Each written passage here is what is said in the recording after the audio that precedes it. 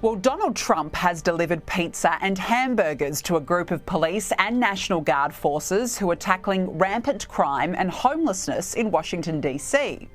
And I'll eat with you, and we're going to have a little fun. We're going to celebrate, but then we're going to get back to work, and we're going to take care of these criminals. We're going to put them where they have to be. You're going to say, don't play around with us. Don't play around with us. So let's go have something to eat. You're going to like the hamburgers? Would you rather have hamburgers from the White House or pizzas from a good place, huh? I think they want the hamburgers.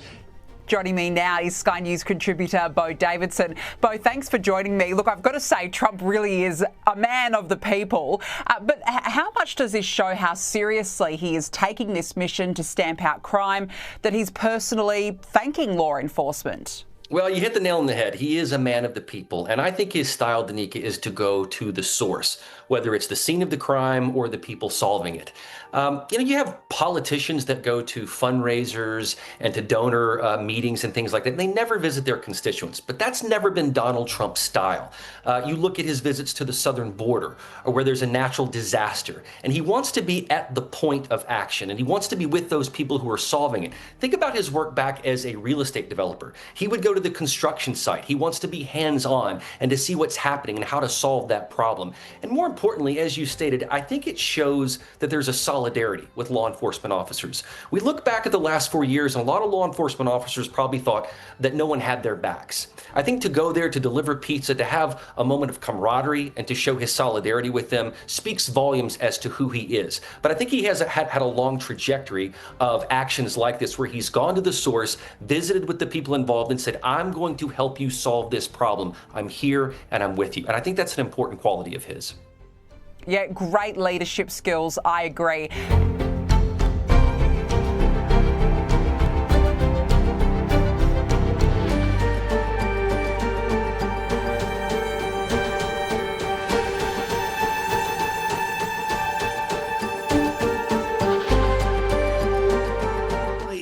It's a tough call. It is. I don't know Chicago like I know Washington, D.C. I live in Washington, D.C. some of the time, and it was really in bad shape, especially some areas of town that were usually good. Areas of town that tourists usually go to were no longer safe. I don't know Chicago nearly as well. I think it is noteworthy that it's not just Chicago. Trump announced this week that he's sending troops into 17 different states. Illinois is one of them. But that's one of 17, and many of those are Republican or red-leaning states. So it's not, I don't think it's fair to say that he's targeting Chicago because he's doing this all over the place. What I think he's trying to do, you saw Rahm Emanuel there. I have a great deal of respect for. Rahm Emanuel was a chief of staff to President Obama, mayor of the city of Chicago, and then an ambassador to Japan under the Biden administration.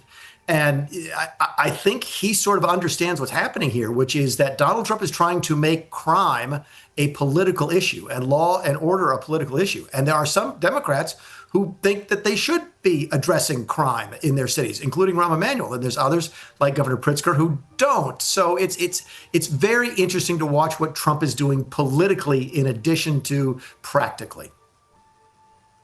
Yeah, absolutely. So you would agree that some states at the moment, as it stands, are weak on crime and potentially weak on police? I think every major city would benefit from more resources. I think that's the fascinating part about this is there was some polling data, Holly, last week in Washington, D.C. Again, I'm more familiar with Washington than with Chicago.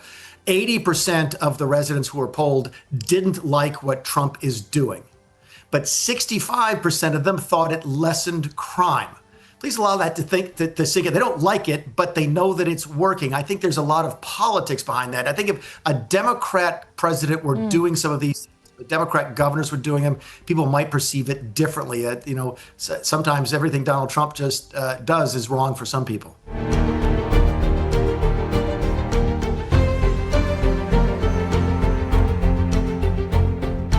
Joining us live now is Joe Siracusa, who's also from Chicago. So if the Guard was to go in anywhere, Joe, should it be the long-time high-crime city of Shetown?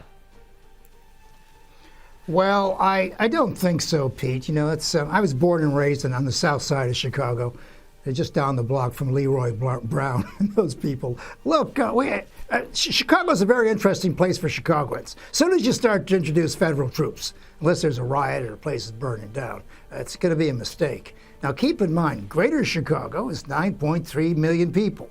Chicago itself, that's what the president has control over, the ability to go in, is about 2.7 million people, less than Melbourne, as a matter of fact. It's a Democratic town, and it's a sanctuary town. And the mayor there, Brandon Johnson, is the most unpopular man in the United States. He has a 26% popularity rating. And, the crime there it ebbs and flows. It all depends what neighborhood you live in, whether you run into a crack dealer at 12 o'clock. We all know what happened to Smollett and people like that. They say they got mugged going to get a Subway sandwich at 3 in the morning, which you should, actually. But the thing is that Pritzker down in state, the governor, he's running for president. Brandon Johnson's running for his political life. And the president would have to apportion those troops across 77 neighborhoods.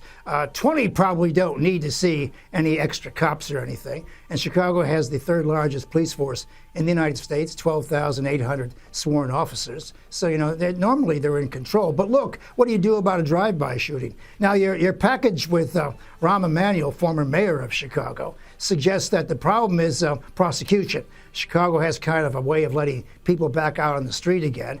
And so he's saying, the problem there is to come down hard on crime after you have arrested somebody.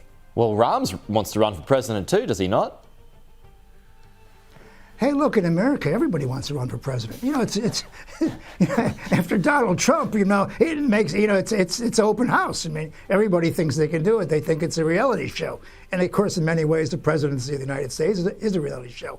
But look, the president wants to bring in troops. He wants to come down on ice, and it's a sanctuary city. Right. That is, cops and people there do not cooperate with the federal government, and he wants to do that. He's been doing that in New York City. So the president is beginning, or I'm saying he's continuing his retribution around the United States. He's going after individuals. Now he's going after cities, and this may be a little harder.